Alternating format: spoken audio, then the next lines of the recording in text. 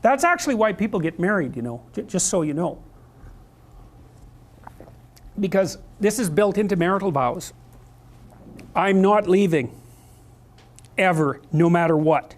It's like, okay, well that definitely puts a boundary around our arguments, right? Because I can't say every time you manifest one of your flaws, which you're likely to do just as often as me, well, enough of this.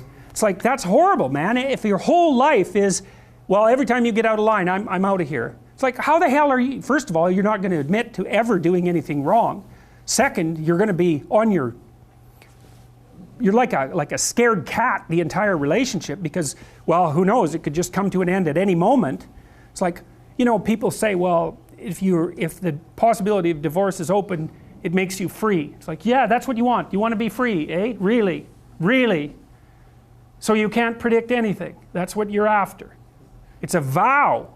And it says, look, I know that you're trouble. Me too. So we won't leave, no matter what happens.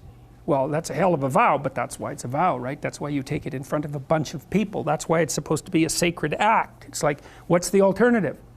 What's the alternative? Everything is mutable and changeable at any moment. Well, go ahead, you live your life like that and see what you're like when you're 50. Jesus, it's dismal. 2 or 3 divorces, your family's fragmented, you've got no continuity of narrative. And it's not good for the kids, not by any stretch of the imagination. And so it's a form of voluntary enslavement, I suppose, but it's also equivalent to the adoption of a responsibility. And there's more to it than that. If you can't run away, then you can solve your problems. Because it might be, okay, well, I'm stuck with you. So how about we fix things? Because the alternative is we're going to be in a boxing match for the next 40 years. That's the alternative. So, and you think you're going to fix problems without something like that hanging over your head? There isn't a chance. You'll just avoid them because that's what people do. It's really hard to solve problems, especially in a relationship. We're having a fight and I find out that it's, you know, because you were abused by your uncle when you were 5 or some goddamn thing. You know, it's like, it's very frequent that that sort of thing happens. There's your partner is, you know, manifesting some weird anomalous behavior. You just can't make heads or tails of it. It doesn't seem related to what you're doing at all. They don't want to talk about it. And so as soon as you bring it up, they get mad. And then you bring it up again, they even get madder and they tell you that they're not going to talk about that or they're going to leave. And so maybe you're really, really persistent because you're kind of a son of a bitch, and then they break down and cry.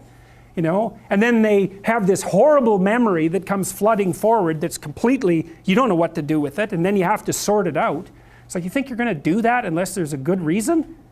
You have to know, we better sort this out or we're going to be carrying it around for the next 40 years.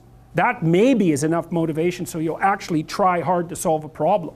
It's a lot easier to say, well, sorry, we're not going there. But then, good, you'll have it every day, every goddamn day for the rest of your life. See, there's some additional problems with divorce that people don't really grasp when they're young. Like the idea that you can be divorced once you have children, that's kind of a stupid idea, because you can't. You can find a limited substitute for your initial freedom. But if you have kids and you try to get divorced, the probability that that's going to demolish your life is very, very high. First of all, it's incredibly expensive. So one or both of you is going to come out of that poor. And your market value has declined. Let's say you're the woman who takes the kids. Your market value has declined radically. You're going to be poorer. The man, he's just as screwed because he is now an indentured servant and there's no escape from it. So it's not so bad if you can negotiate a peaceful separation, and some people can, but lots of times if you have a terrible relationship, it's not like negotiating a peaceful separation is all that easy. But if you're at each other's throats, good luck to you. I think it's roughly equivalent to having non-fatal cancer. It is not pleasant. It's a 10-year process, 15-year process. It'll cost you $250,000 and it'll tear a big chunk out of your life. And also it will really disrupt your relationship with your kids. And you know, you bring kids into a step-parent family, they do not do as well.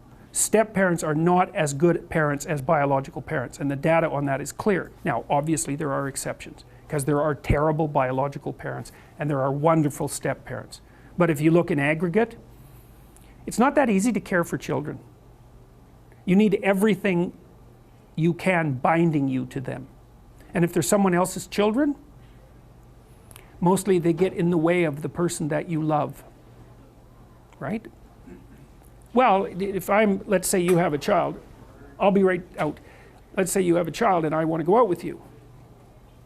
Every second you spend with that child is the second you don't spend with me. And there's going to be a price for that. I'm not going to be happy about that. And if I have a child, you're going to feel exactly the same way. You might say, well, no, I love children. It's like, yeah, sure. Sure you do. I doubt it.